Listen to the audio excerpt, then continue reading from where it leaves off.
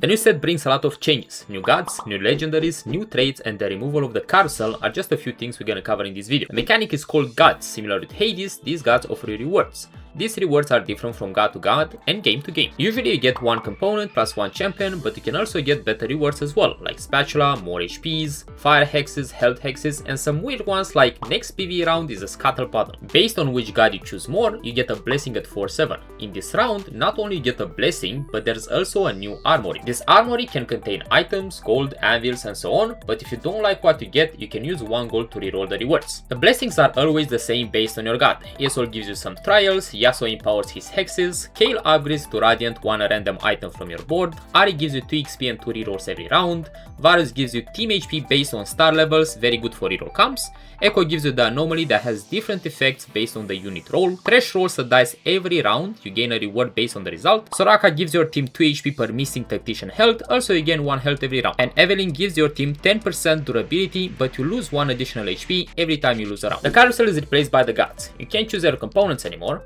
but don't worry if you have a bad game, because there's a new system in place that helps you come back into the game. Now the PvE rounds have a comeback mechanic. Right now it looks like this. The rewards you get at PvE are scaling with the placement. If you're 3rd, 4th placement, you get a Reforger. 5th, 6th, you get an Anvil plus 1 Reforger. 7th, 8th, you get 2 Anvils plus 1 Reforger. On top of that, if more players are eliminated, everyone gets better rewards. For example, if only 4 people are alive, they will get the 5th, 8th placement rewards, not the 1-4. It's a new interesting system, so we'll see how it evolves and if it's a good replacement for the carousel. Set 17 brings some interesting traits. Dark Stars are back, 2 Dark Stars spawn a Dark Hole that devours any unit that has under 10% health, 4 gives you some extra 80 AP, and at 6 your strongest Dark Star becomes supermassive, gaining stats from Dark Stars and creates 2 more Black Holes. The main carries of this camp can be either Mordekaiser with Hero Augment or Jhin, that is the 5 cost of this set, and he has a new ability where he spawns 4 hands that shoot his enemies. Meeple are very similar to Battle Academia. Meeple champions improve their ability when their trait is enabled. The legendary of this camp is Bard that can clone units from the enemy, no matter the cost. Stargazer are the old KDA. Every game there is a new pattern.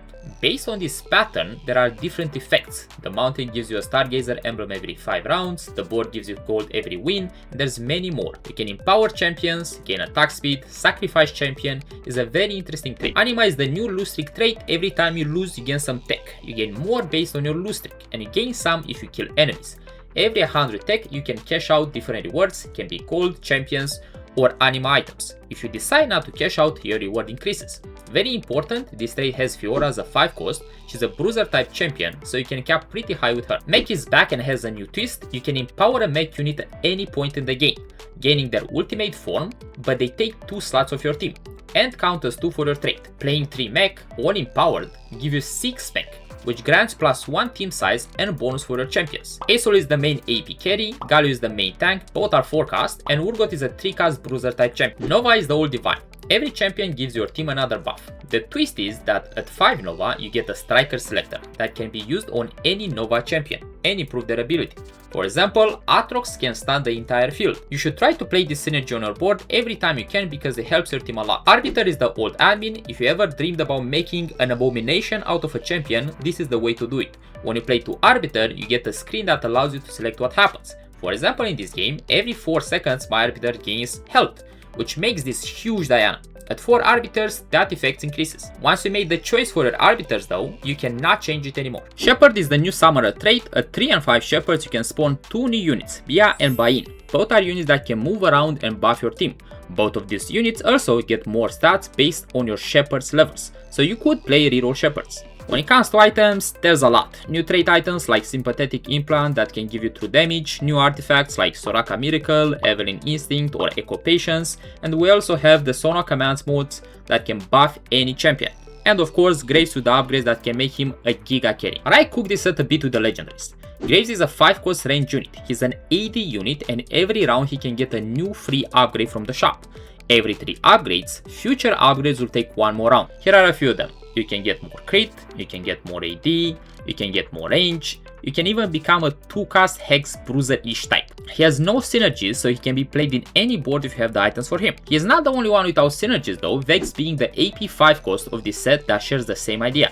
She likes to cast a lot, so build mana on her. She also likes to steal cells from the enemies and use it against them. Zed is one of the most interesting 5 costs of this set, and you can unlock him by getting his hero opened. On cast, he creates a clone with the same items and stats. The clone can use the same ability, creating an infinite number of Zeds. Blitz is an off tank with a revive mechanic. He can use items like Titans and BT, but if you make tank items on him, be careful because when he revives, he drops aggro, leaving your frontline naked. Shed is a 5 cost Bastion, give you a placeable relic on the field that buffs the units around the sword, giving them max health shield and attack speed. And on cast, he shields, he reduces enemy attack speed, and gives your team attack speed. It's a giga unit. Morgana is a 2-hex AP caster without synergies. Allies take 5 less damage from abilities, increased to 10 while Morgana is in the dark form. Edge of Night being one of her best items. Sona is an AP caster that every 2 rounds give you a command mode that can be used on any champion. These mods have different effects. Exhaust make a unit attacks burn, wound and chill. Double Strike gives the unit a 25% chance to attack twice. Analyze grants you 1 XP every 3 seconds the unit is alive. Brace gives you a 20% shield for 8 seconds at the start of the fight. Transmute drops 2 gold every time the unit kills an enemy. Disrupt stun enemies within 3 hexes for 1 second when it dies. Optimize reduces the holder mana by 15%, and Fabricate gives you a temporary recommended item at the start of the fight. This is all you need to know about the new set of TFT. It will be on PB in 2 days, so be sure to play it and let me know what you think about it. See you at the next one.